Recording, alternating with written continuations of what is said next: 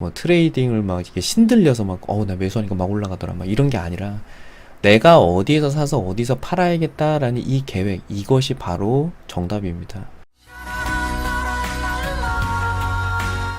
구독과 좋아요 해주세요. 이론적으로 어디에서 매수를 해서 어디에서 매도를 하겠다라는 생각들은 흔히들 쉽게 할 수 있습니다. 그걸 좀 풍자하는 그림도 있었죠. 이제 이렇게 이제 주가가 올라가는 과정에서 내가 이제 매수할 자리는 여기에서 이제 매수를 하고 여기에서 매도를 하겠다. 여기서 매수를 해서 여기서 매도를 하겠다. 이제 이런 계획을 가지고 들어가지만 실전에서는 이제 여기서 매도를 하고 여기서 매수를 하고 여기서 매도를 하고 여기서 매수를 하는 이런 행태가 이루어지거든요. 네, 개인 투자가들이 많이 실수하는 것 중에 하나이기도 합니다. 근데 그게 왜 그렇게 되는가 하면 주가가 오르고 내리고를 반복하면서 조정을 받는 그런 구간에서 과연 내가 어디에서 매수할 것인가, 어디서 매도할 것인가에 대한 명확한 계획이 잘 서 있지 않은 경우에 이제 그런 문제가 생깁니다. 자, 그렇다면 어디에서 매수하고 어디서 매도하는 것이 가장 좋을까? 자, 정답을 한번 찾아가는 과정을 한번 설명을 드려볼까 합니다. 이 내용은 실전 투자에서 내가 과연 어떤 주식을 사서 이게 이제 오를 것인가, 혹은 내가 어떤 업종, 테마를 매수를 해서 주가가 올라가서 수익을 낼 것인가 라는 요런 원론적인 이야기보다 훨씬 더 실전에서 중요한 얘기입니다. 왜냐하면 이게 이론적으로 내가 여기에서 오르겠구나 라고 이제 매수를 하더라도 명확한 계획이 서 있지 않으면 실전 투자 때는 당장 이렇게 호가창에서 막 움직이고 분봉에서 움직이고 이제 그런 상황에서는 이런 판단력도 흐려지게 되고, 또 계획이 없는 상태에서 그냥 지금 오르니까 얼른 따라서 사야겠다 이제 이러면서 손해를 보는 경우가 굉장히 많거든요.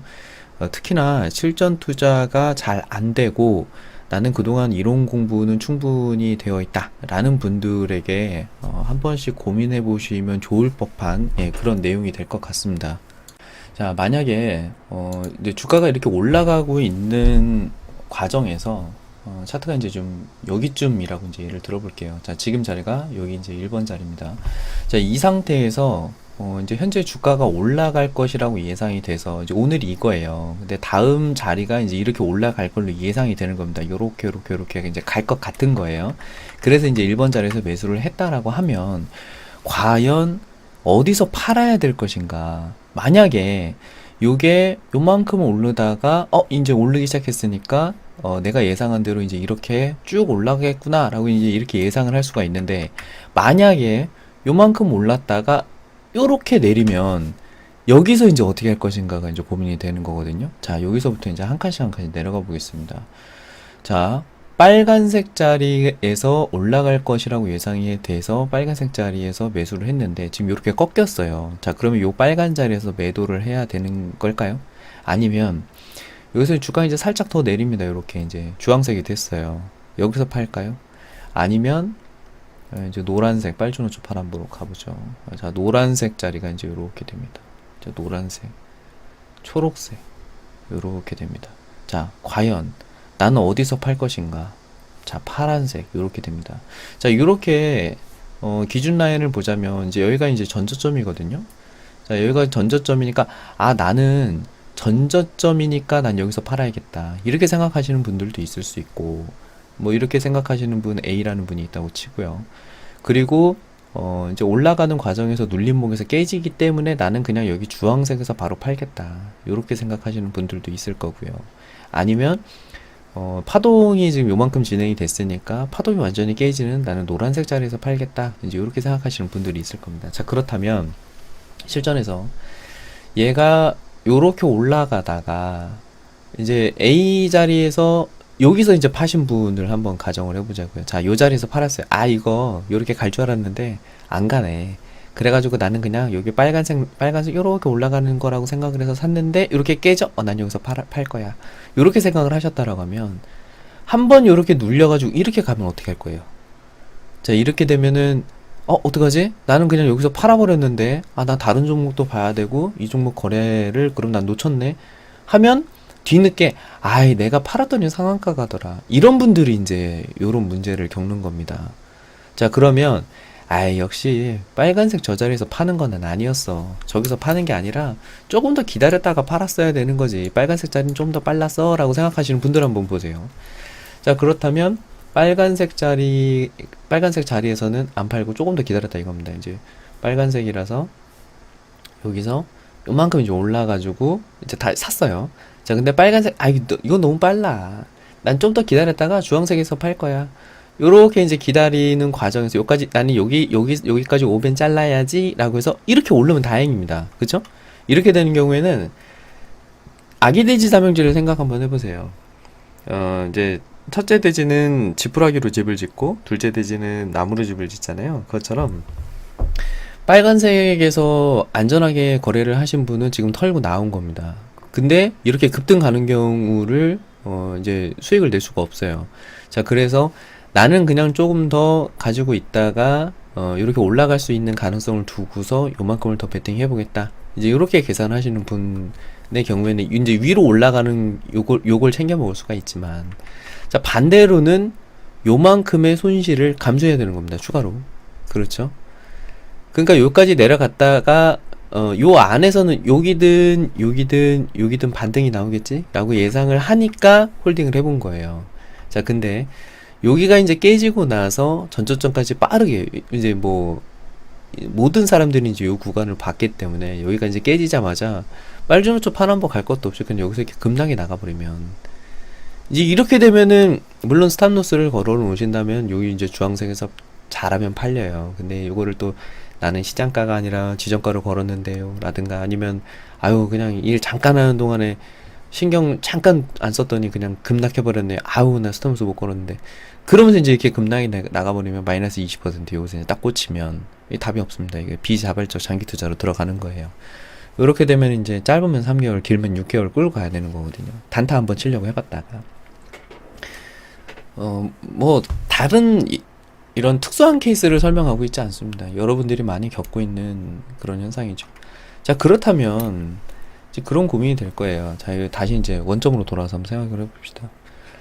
어디서 팔아야 될까, 과연? 나는 A에서 팔아야 될까, B에서 팔아야 될까, C에서 팔아야 될까 고민이 될 겁니다. 나는 분명히 이 N자형 파동을 노려가지고 매수를 했는데, 어디서 이걸 과연 잘라야, 가장, 최고의 방법, 가장 합리적인 방법, 이런 정답이 있을까? 이런 고민이 되실 겁니다. 그쵸? 자, 과연 정답은 무엇일까? 이 문제에 대한 정답은 어느 책이든 어느 고수든 가지고 있지 않습니다. 여러분 스스로가 가지고 있어요. 이 정답은 여러분 마음속에 있습니다. 그걸 꺼집어 내봐야 돼요. 이 내용에 대한 해법을 두 가지식으로 먼저 정답부터 말씀드리고 시작하자면 일단 계획이 필요하다는 겁니다. 계획을 세우지 않으면 애초부터 매수를 하지 말아야 돼요. 만약에 지금 요 N자형 파동이 진행되고 있는 과정에서 내가 매수를 하는 이 시점이 일단 내가 지금 단기 거래를 할 것이냐 중기 거래를 할 것이냐부터 먼저 선택을 하셔야 돼요. 내가 만약에 단기 거래를 할 거다라고 한다면 이 지금 N자형 파동을 예상을 한 이 그림이 뭐 여기가 뭐 한 6월 달이라고 이제 가정을 해볼게요. 자, 그리고 지금 여기가 이제 9월입니다. 이제 오늘이 9월 15일이거든요. 그러면 여기서부터 여기까지 오는 동안의 기간이 약 한 3개월 정도가 소요가 됐어요. 그러면 앞으로 3개월이 더 흘러갈 거잖아요. 자, 근데 그 과정에서 이 안에서의 파동이 움직이는 게 이렇게 한 번에 막 급등 해가지고 이렇게 올라가진 않을 거거든요. 서서히 올라갈 겁니다. 그러면 이 중기 파동 안에서 단기 파동이 또 움직여요. 이게 지금 뭐 엘리엇 1, 2, 3파까지만 그린 것처럼 보이지만 이 안에서는 또 다른 파동들이 들어 있습니다. 보시면 상승 파동이지만 여기서 이제 여기서 이 엘리엇 파동 다 만들어 놓고 조정받고 다시 엘리엇 파동 만들어 놓고 또 조정받고 이렇게 하면서 이제 여기까지 올라간 거고 내려올 때도 마찬가지입니다. 내려올 때도 이제 이렇게 조정을 받으면서 파동을 만들면서 이제 이렇게 왔을 거거든요. 자, 그렇다면 내가 여기에다가 요렇게 라인 하나를 그려놓고 나는 이거 깨지면 손절하겠다. 이제 이렇게 계획을 세우시면 요 안에서 이렇게 단기 파동 움직일 때 손절을 한 12번도 넘게 해야 돼요. 여기서 샀다가 여기서 팔고 여기서 샀다가 여기서 팔고 여기서 샀다가 여기서 팔고 이래야 되는 겁니다. 자, 이 얘기는 내가 만약에 중기적으로 끌고 가겠다. 자, 중기 파동으로 봤을 때 내가 생각하는 가장 중요한 포인트는 어디다? 나는 여기다. 이렇게 계산을 하고 들어가는 거예요. 내 계획. 그러니까 시나리오는 10개든 20개든 여러 가지가 나올 수가 있습니다. 다양한 관점으로 볼 수 있는데 그 중에 제일 중요한 건 뭐다? 내 계획이 필요하다는 거예요. 나는 이렇게 거래하겠다. 이게 주식 거래에서의 진짜 정답이에요. 얼마나 뭐 이런 화려한 기술 아니면 뭐 트레이딩을 막 이렇게 신들려서 막 나 매수하니까 막 올라가더라 막 이런 게 아니라 내가 어디에서 사서 어디서 팔아야겠다라는 이 계획, 이것이 바로 정답입니다. 주식의 정답은 없다. 예, 그런 말씀들 많이 하시죠. 하지만 정답은 여러분 마음속에 있어요. 자, 계획을 한번 세워볼까요? 뭐 몇 가지 시나리오를 한번 세워보죠. 나는 중기로 거래를 하겠다라고 계획을 세우는 거예요. 중기 거래를 하려고 보니 자연스럽게 포트폴리오도 여기 들어가야 됩니다. 내가 뭐 한 1억을 가지고 투자를 해요. 그러면 중기 거래로 투자를 할 거라고 한다면 이제 오랫동안 지켜볼 거니까 조금 손실도 감수하고 이제 이래야 될 거잖아요. 만약에 내가 매수하는 자리가 한 여기쯤 돼요. 그러면 여기까지 내려가는 동안 내려왔다가 다시 올라가는 것도 감수해야 되기 때문에 이게 뭐 한 마이너스 10%막 이렇게 될 수가 있거든요. 그러면 내가 중기 거래를 하는 것에 따라서 비중도 적정하게 이제 좀 잘라서 나눠야 됩니다. 예를 들어서 뭐 10% 정도인 약 한 1천만 원 정도라든가 아니면 뭐 최대한 2천만 원 정도로 분산 투자를 하시는 게 좋겠죠. 반대로 만약에 이 파동이 뭐 한 2, 3일 만에 생긴 일이에요. 이게 이제 이렇게 N자형 진행되는 게 이게 3개월이 아니라 3일이에요, 이게. 하루 만에 올라갔다 하루 만에 조정받고 하루 만에 다시 올라가는 이런 흐름입니다. 라고 한다면 단기로 짧게 사고 팔 거기 때문에 비중을 또 바꿔도 돼요. 뭐 한 3천만 원 정도 들어간다든가 해서 그냥 내가 여기서 샀어도 요거 손실 폭이 한 마이너스 3%에서 뭐 마이너스 한 5%밖에 안 되기 때문에 이런 경우에는 이제 계획을 바꾸는 거겠죠. 또 다른 계획, 뭐 다른 계획을 이렇게 세워본다라고 하면 나는 단기 거래를 하겠다. 그럼 한 3에서 4천만 원 정도 해보겠다. 이렇게 이제 계획을 세우는 겁니다. 자, 그렇다면 중기 거래를 하시는 분의 경우에는 나는 손절 라인을 어디로 잡을 것인가? 중기로 잡는 거죠. 여기다가.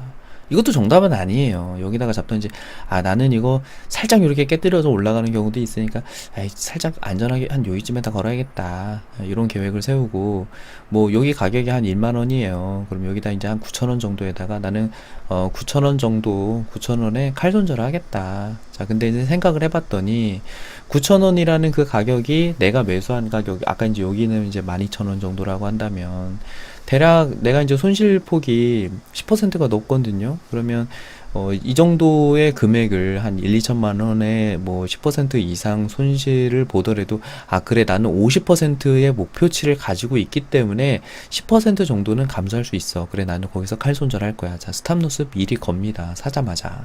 그렇게 해놓고 나는 요거 깨지면 갑작스러운 매도세로 인해서 이게 폭락이 나올 수도 있으니까 그 자리에다가 시장가로 스탑로스 나는 걸겠다. 이렇게 이제 계획을 세우시고, 그리고 이제 또 다른 계획이라고 한다면 시장가 스탑로스를 걸어놓고 이제 목표가는 이제 이런 계획을 세우실 때 위로 10% 밑으로 10% 이렇게 잡으시면 안 돼요. 10% 수익을 내려고 10%로나 위험을 감수하시면 안 됩니다. 이제 위로 한 50%, 60% 정도는 수익을 낼 수 있으니까 10%를 감수하는 거예요. 자, 그러면 나는 목표가 50%다. 그러면 여기다가 스탑로스 걸어요. 팔지 마세요, 그냥. 쭉 그냥 홀딩해서 가져가는 겁니다. 중기니까 이렇게 계획을 세울 수가 있는 거예요. 자, 단기로 계획을 세워볼게요. 자, 단기는 여기가 이제 형태가 좀 바뀌어야겠죠. 똑같이 이제 1억입니다. 1억으로 투자를 했을 때로 가정을 할게요. 자, 이제 요거를 다 지우고 단기로 한번 똑같이 시나리오를 짜보겠습니다. 중기했으니까 이제 단기죠. 자, 단기로 짤 때는 아까 예시 들었던 것처럼 이게 이제 며칠 안 돼요. 한 일주일이라고 하죠. 이게 이제 한 2, 3일 정도 이렇게 올라오더니 지금 하루 이틀 정도 조정을 받았어요. 그러고서 지금 올라가려고 이렇게 딱 이제 분위기를 만들고 있습니다. 지금 요거는 분봉이에요. 자, 분봉상 여기서 조정을 받고 올라가고 있는 도중이다. 전고점 출근 돌파해가지고 여기서 쭉 한번 뽑을 것 같다. 이제 이렇게 계획을 세우시고, 단기다 보니까 나는 짧게 사고 짧게 팔아야겠다. 예, 그렇게 계산을 하시고 여전히 뭐 여기다가 그냥 손절 라인을 잡았다고 그냥 가정을 할게요. 그러면 여기서부터 여기까지의 폭이 한 3% 정도밖에 안 됩니다. 그러니까 손절이 짧네. 예, 그래 한번 해보자.